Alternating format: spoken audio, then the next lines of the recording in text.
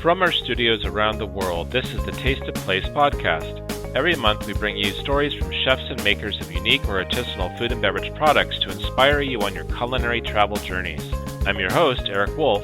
Thanks for listening. Welcome to episode 69 of the Taste of Place podcast. Today we will be speaking with Chef Daniel Contreras. Chef Daniel is the culinary visionary behind Dos Sucres, a celebrated restaurant nestled in the heart of Cuenca, Ecuador. With a passion for Ecuadorian cuisine and a dedication to sustainable and locally sourced ingredients, Chef Daniel has established Dos Sucres as a beacon of gastronomic excellence. Born and raised in Cuenca, Daniel developed an early appreciation for the rich culinary traditions of his homeland. His journey into the culinary world began with formal training at renowned culinary institutes where he honed his skills and embraced the nuances of international cooking techniques. However, it was his deep-rooted love for Ecuadorian flavors and ingredients that guided him back to his origins. At Dos Sucres, Chef Daniel crafts menus that celebrate the diversity of Ecuador's regional ingredients. From farm-fresh produce to locally sourced meats and seafood, his dishes reflect a commitment to quality and sustainability. Each plate is a testament to his innovative approach, blending traditional flavors with contemporary flair. Under his leadership, Dos Sucres has garnered acclaim from both local and international patrons.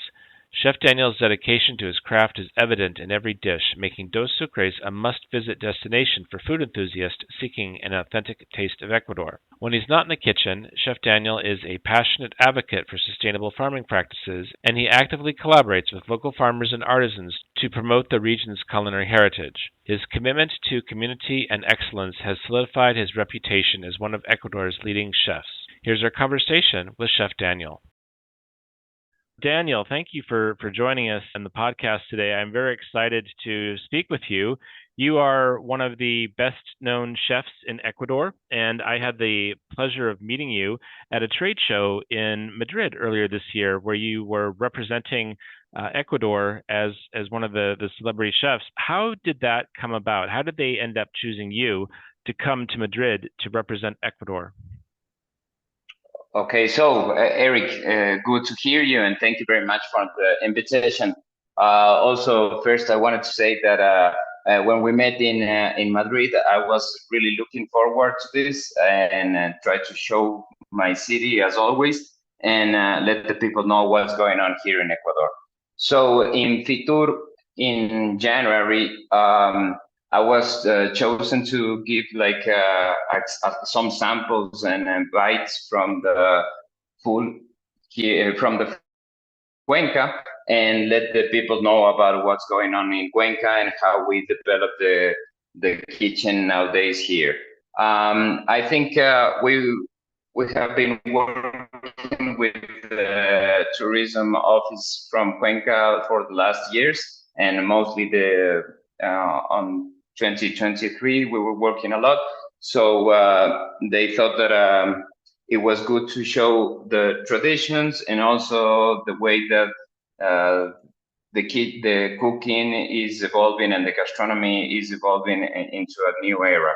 So I think that's why they pick us as a restaurant, and yeah, it was really amazing to see a lot of people really interested in how the gastronomy works in Ecuador and particularly in Cuenca. Well, congratulations to you and the rest of the team in Cuenca for everything that you do, and also you are our newest culinary capital. So that's a big statement about your destination's gastronomy right there. Yeah, it's amazing. It's like something that I have come true, like a dream that came true. I went like in the restaurant in my own place, thinking of better generation of restaurants here in the city. And always it was like a dream to see the city grow up in the culinary area. And also like one of our first jobs was to teach the people and the society how important it is and how good it is here in Cuenca. For the last years, I think in 2016 or 2017, the city started to get a lot of tourism from Guayaquil, Quito, or other cities from Ecuador. and we got a lot of attention. We just realized that in the last years, and now I think Cuenca is one of the most visited cities to eat in Ecuador. Well, that's certainly understandable. When I was there recently and I met with you and some other people, we went to some various restaurants and I have to tell you that the food was amazing. And even when I was in Ecuador 10 years ago, as a guest of the Ministry of Tourism, they took me around and I had amazing food. I mean, the food, the variety, the healthiness of the food, there's no chemicals, there's no colors, there's no additives. The recipes and the food's amazing, but I think what makes it even more amazing is the people. I mean, everyone was completely friendly and happy and hospitable and welcoming. It's a very unique destination because not every destination, the people are always so friendly. Yeah, I understand that, and thank you for that words, Eric. The people here are something that is kind of like a game changer, I think. Normally, you go to a city the first time to I don't know, if you go to Paris the first time, you're gonna go to the Torre Eiffel or something like that to check it out, but you're not gonna return a second time to see that again. You're gonna return because of the culture and what's going on over there, and that's why it's interesting to go to Paris.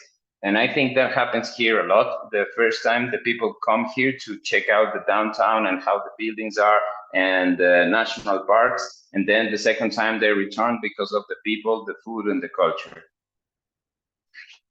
Sure, that makes good sense. Well, let's talk a little bit about your restaurant now. When I was in Cuenca, I had a chance to have some of your food, which was amazing.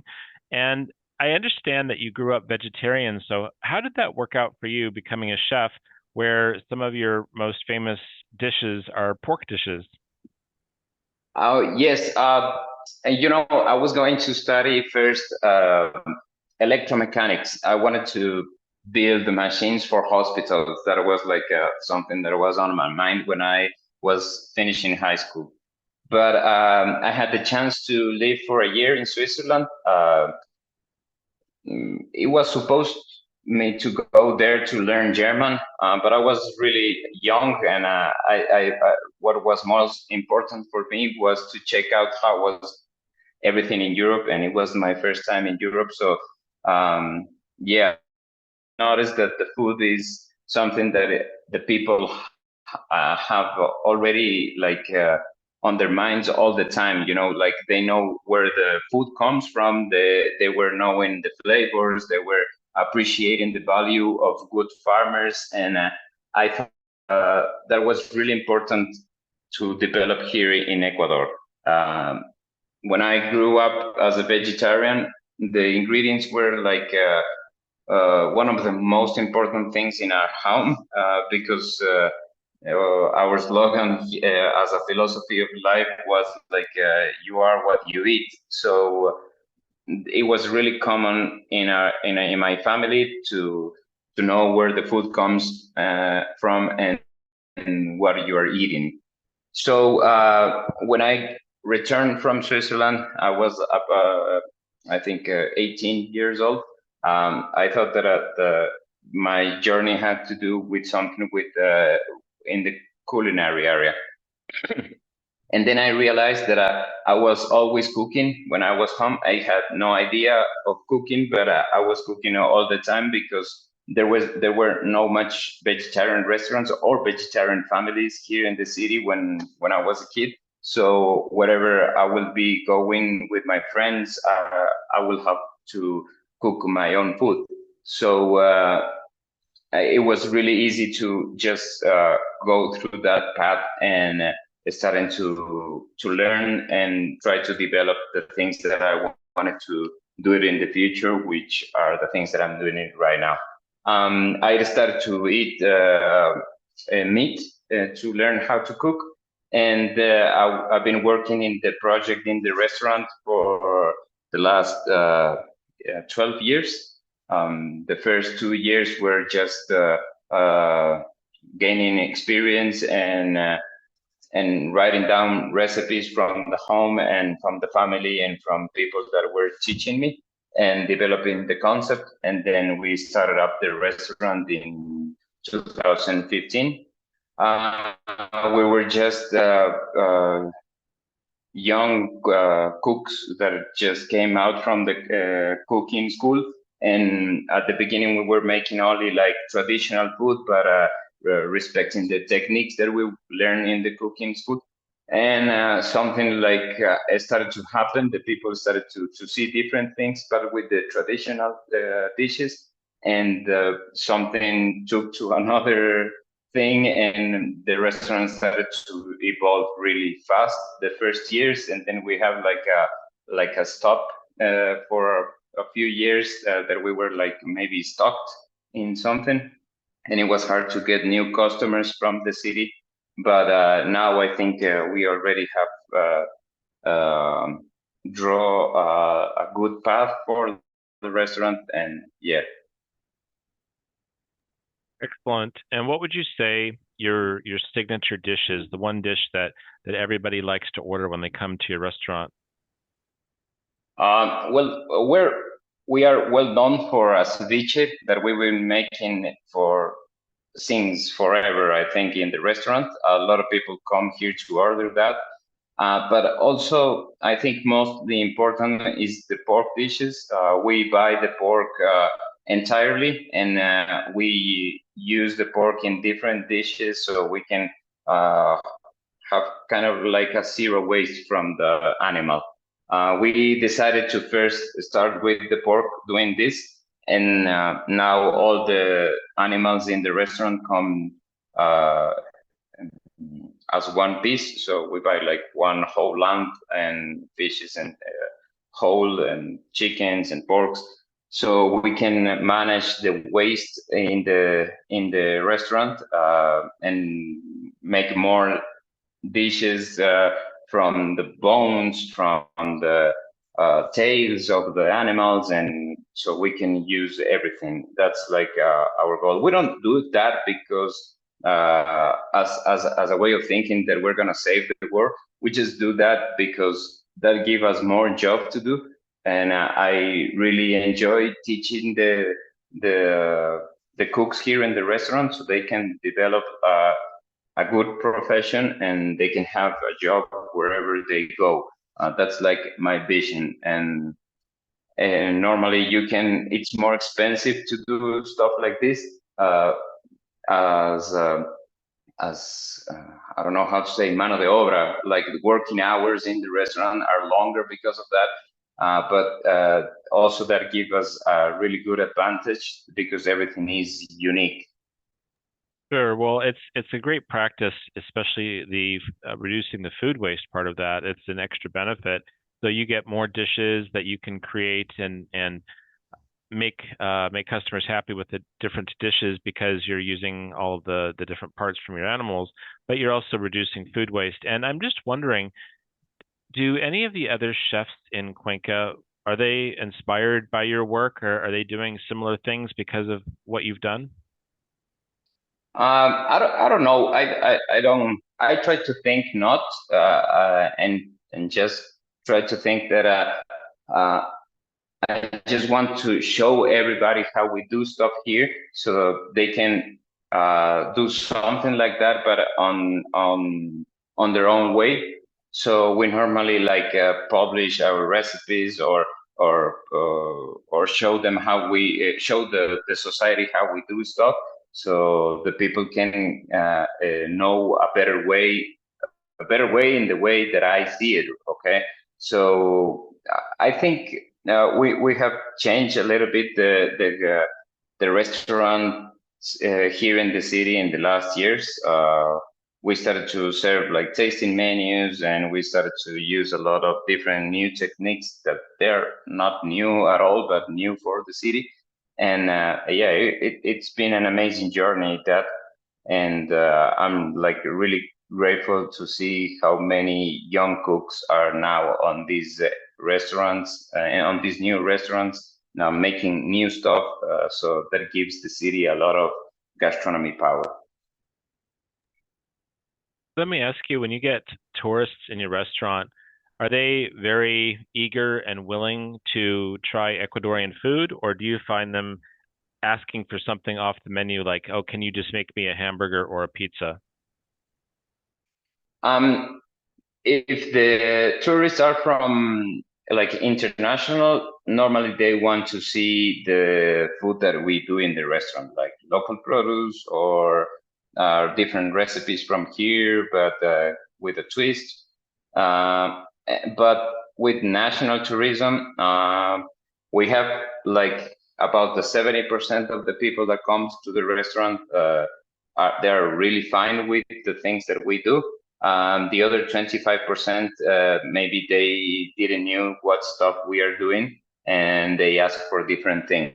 So what we do normally is try to check out on the menu that we can have different like varieties of flavors or different dishes that are gonna be for a specific situation or a specific person with different needs. Yeah. So we have like we put on the menu like really normal names, so they don't know that we're doing weird stuff because it's not weird. It's just like how things are supposed to be done. So, for example, we have like a breast chicken on the griddle, and the name says like that, but we do a lot of work to make that grilled chicken.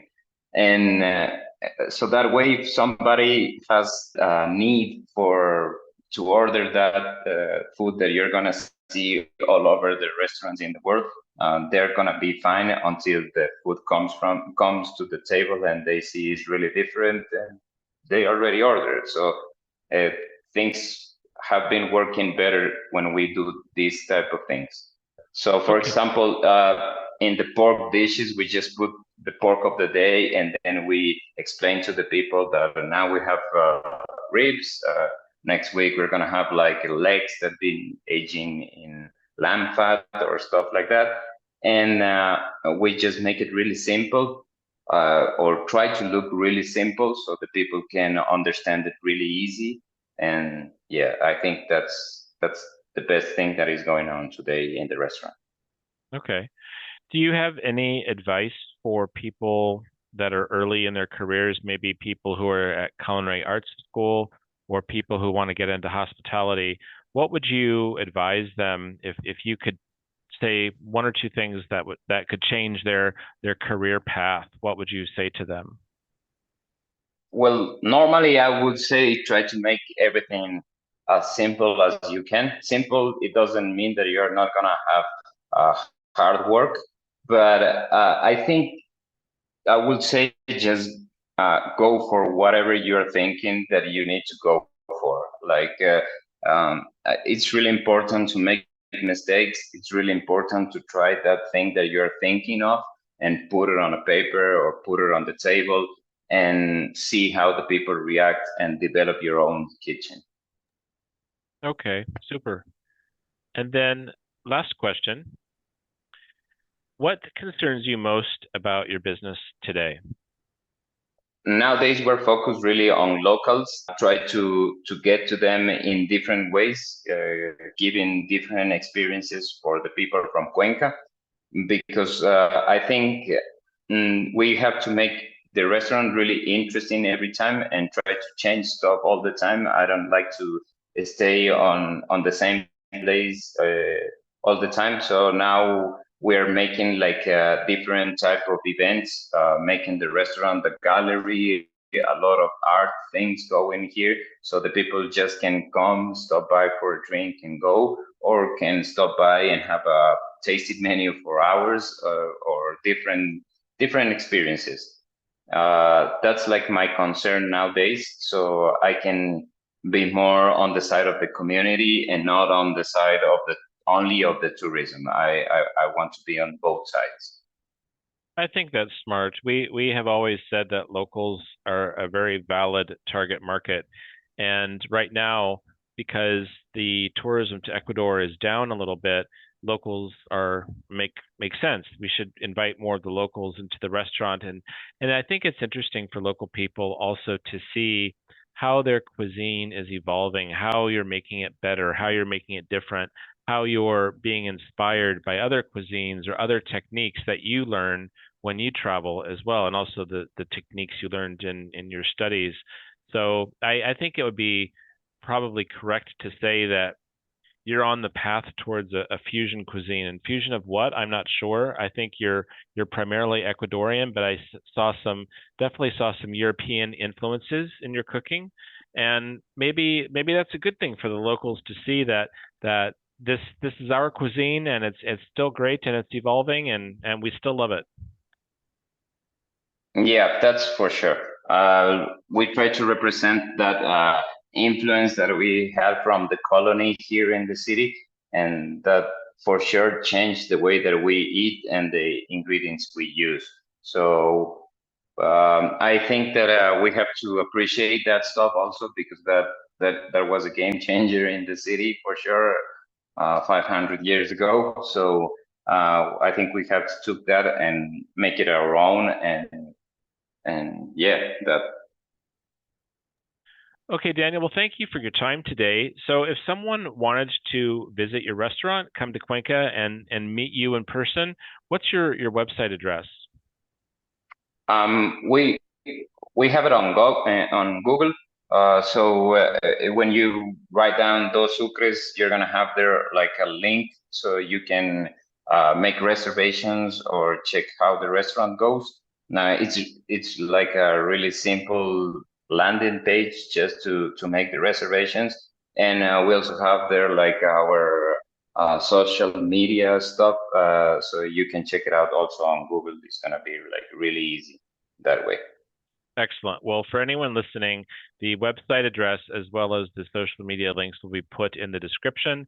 So all you need to do is click on those, and you can find Daniel and his restaurant, Dos Sucres, in Cuenca, Ecuador.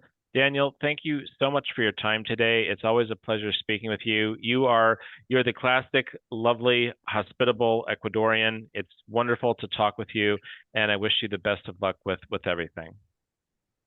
Thank you very much, Eric. It's also a pleasure to talk to you, and thank you for all this process that we've been having here in the city. It motivates a lot of other colleagues, and that's helping a lot. Wonderful. Nos vemos luego. Nos vemos. Bye bye. That's it for this episode of the Taste of Place podcast. This episode is brought to you by the World Food Travel Association and its Culinary Capitals program for destinations. We'd like to hear from you. We invite you to share your ideas, questions, and thoughts about the podcast by emailing us at help@worldfoodtravel.org, or you can connect with us and comment about the episode on major social media platforms. Special thanks to our guest, Daniel Contreras, and our sincere thanks to you for joining us. I'm Eric Wolf, wishing you a safe, happy, and productive month ahead.